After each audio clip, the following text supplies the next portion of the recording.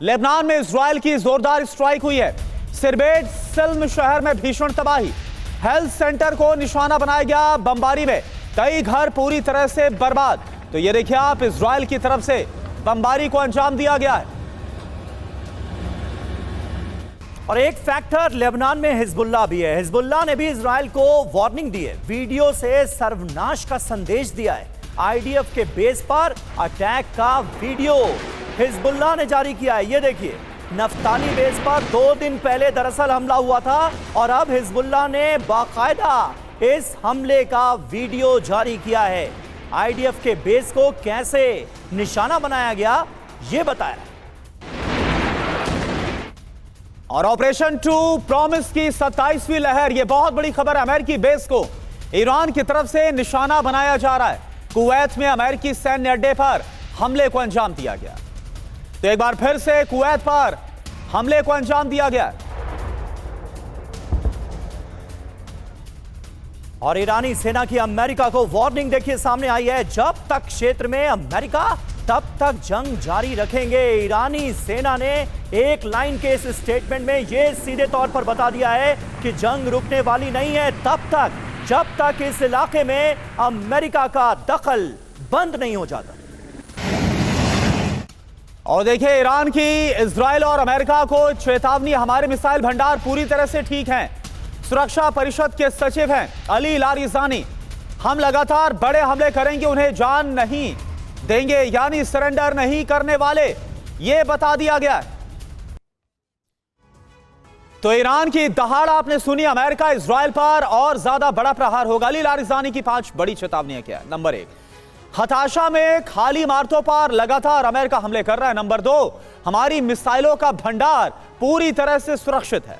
जी हां, हमले लगातार जारी रहेंगे, ये लारिजानी कह रहे हैं, और जो हमले कर रहे हैं उन्हें छोड़ा नहीं जाएगा। ट्रंप का अमेरिका फर्स्ट नारा इजराइल फर्स्ट में तब्दील हो गया है, ये दुनिया को बता रहा है ईरान।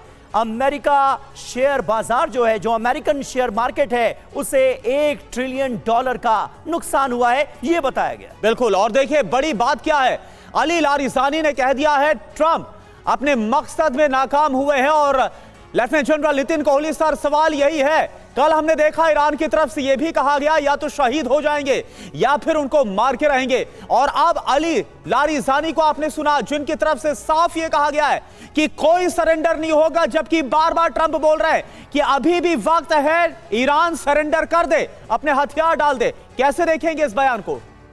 देखिए, ईरानी लोग जो हैं वो बड़े स्वाभिमानी और राष्ट्रवादी लोग हैं। इनके अंदर बड़ी क्षमता है और लड़ाई लड़ने का बड़ा स्टैमिना है। इराक के साथ इनका युद्ध 8 साल हुआ था जी। उसके बाद इन्होंने केमिकल अटैक हुआ इनके ऊपर, सबको इन्होंने सहन किया और उसमें से निकल करके आए हैं। तो ये अमेरिका की ये गीदड़ धपकियों से इसको कोई फ़र्क नहीं पड़ने वाला है। और ग्राउंड खुद बता रहा है, देखिए 8 से 9 दिन हो गए हैं आज, और अभी भी ईरान के हमले जारी हैं लगातार उनके ऊपर। सो उनका जो भी सिस्टम उन्होंने बनाया है, और पिछले 20 साल से वो इस युद्ध की तैयारी कर रहे थे, उनको मालूम था कि अमेरिका और इजराइल कैसे ऑपरेट करते हैं, कि वो हायरार्की को निकालेंगे, तो ये इन्होंने डिसेंट्रलाइज करके उनके साथ हमला कर रहे हैं। सो ये इतनी जल्दी जाने वाले नहीं हैं। और ईरान के ऊपर तो प्रेशर रहेगा ही, क्योंकि उनके भी किसी चीज़ की, मिसाइल्स की भी लिमिट हो सकती है। ये प्रेशर अमेरिका के ऊपर भी है। वहाँ डोमेस्टिकली बड़ी दिक्कत हो रही है इनको, वहाँ पर इनकी पॉपुलैरिटी तो नीचे जा ही रही है, इनके कांग्रेस में इनकी जनता भी इनके खिलाफ वहाँ पर हो रही है। सो अमेरिका का भी दिन लिमिटेड है, कब तक यहाँ पर रह सकते हैं ये। और वहाँ के लोगों को ये मालूम है, ईरान के लोगों को, कि इजराइल और अमेरिका कभी उनके फेवर में हो नहीं सकते।